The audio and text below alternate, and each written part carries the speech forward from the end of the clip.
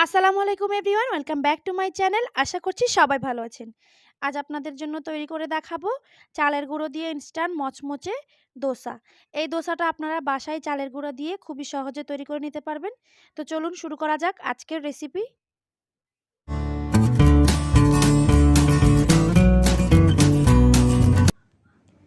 আমি দোসার ব্যাটারের জন্য এখানে 1 কাপ চালের গুঁড়ো নিয়ে নিয়েছি, আর দিয়ে দিচ্ছি হাফ কাপ ময়দা, আর 1/3 কাপ গুঁড়ো দুধ, আর দিয়ে দিব 2 টেবিল চামচ চিনি, আর স্বাদ মতো লবণ। এবার আমি এই সব কিছু একসাথে ভালো করে নর্মাল ঠান্ডা পানি দিয়ে একটি ব্যাটার তৈরি করে নেব। খুব বেশি পাতলাও না, আবার খুব বেশি ঘনও না, ঠিক এরকম থিকনেসের একটি ব্যাটার আমি তৈরি করে নেব। এই পর্যায়ে একটু একটু করে পানি দিয়ে ব্যাটারটা তৈরি করবেন, এতে করে ব্যাটারের ঘনত্বটা ঠিক রাখতে সুবিধা হবে। আমি একটু একটু করে পানি দিয়ে ব্যাটারটা তৈরি করে নিয়েছি। আমার ব্যাটারের ঘনত্বটা ঠিক এরকম একটা ব্যাটার তৈরি করে নিতে হবে। এবার আমি এই ব্যাটারটাকে 10 মিনিটের জন্য ঢেকে একটি সাইডে রেখে দিচ্ছি। আমি দোসার ভিতর যে সেই পুরটা রেডি করে নিচ্ছি। একটি প্যানে দিয়ে দিয়েছি 2 টেবিল চামচ সয়াবিন তেল, আর সামান্য কিছু আস্ত জিরাটা একটু ফুটে এলে আমি দিয়ে দিচ্ছি একটি পেঁয়াজ কুচি, আর 2 থেকে 3টি কাঁচামরিচ কুচি। পেঁয়াজ আর কাঁচামরিচটা আমি তেলের সাথে হালকা একটু ভেজে নিচ্ছি। সামান্য পরিমাণ ভেজে এখন এখানে অ্যাড করে দিচ্ছি একটি টমেটো কুচি। টমেটো কুচিটা দিয়ে আমি ভালো করে একটু তেলের সাথে ভেজে নিচ্ছি। সামান্য পরিমাণ ভেজে এখন আমি এখানে অ্যাড করে দিচ্ছি স্বাদ মতো লবণ।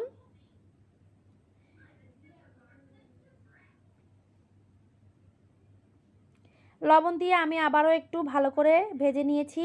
এখন অ্যাড করে দিব একটি ডিমটা দিয়ে আমি মশলার সাথে ভালো করে মিশিয়ে নেব।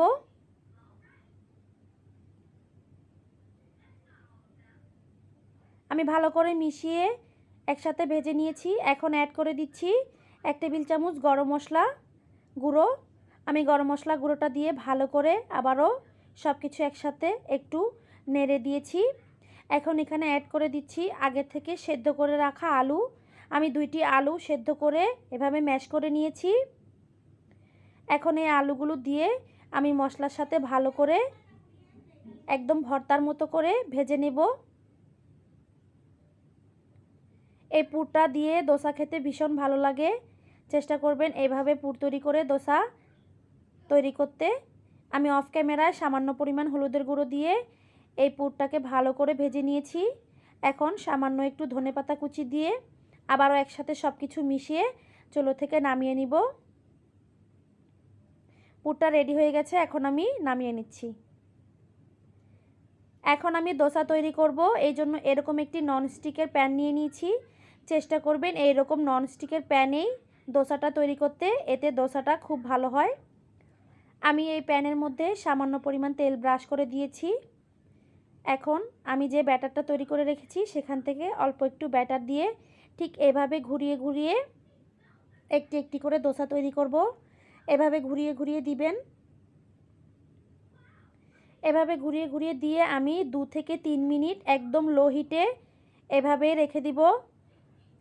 চুলার আঁচটা একদমই বাড়িয়ে দিবেন না, এরকম লো হিটে রেখে ঠিক এরকম লাল একটা ভাব চলে আসলে তখনই আমি যে পুরটা তৈরি করে রেখেছিলাম সেই পুরটা দিয়ে তারপর এভাবে আস্তে আস্তে করে চেপে চেপে তুলে নিব। এই পর্যায়ে দোসাটা একদমই মচমচে থাকে, আলতো হাতে তুলে নেবেন।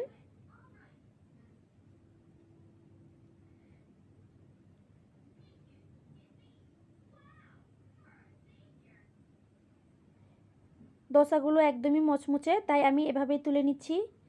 আমি একইভাবে সবগুলো দোসা তৈরি করে নেব। আমি আরেকটি দোসা তৈরি করে দেখিয়ে দিচ্ছি।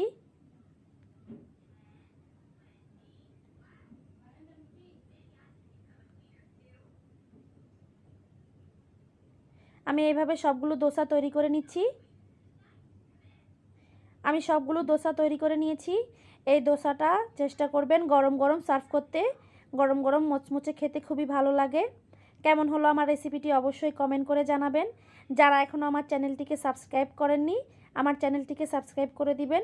পাশে থাকা বেল আইকনটিতে ক্লিক করে দিবেন, যাতে আমি কোনো ভিডিও আপলোড দেওয়ার সাথে সাথে আপনারা পেয়ে যান নোটিফিকেশনে। আর যারা অলরেডি সাবস্ক্রাইব করে দিয়েছেন তাদেরকে অসংখ্য ধন্যবাদ। সবাই ভালো থাকবেন, সুস্থ থাকবেন। দেখা হবে পরবর্তী রেসিপিতে। আল্লাহ হাফেজ।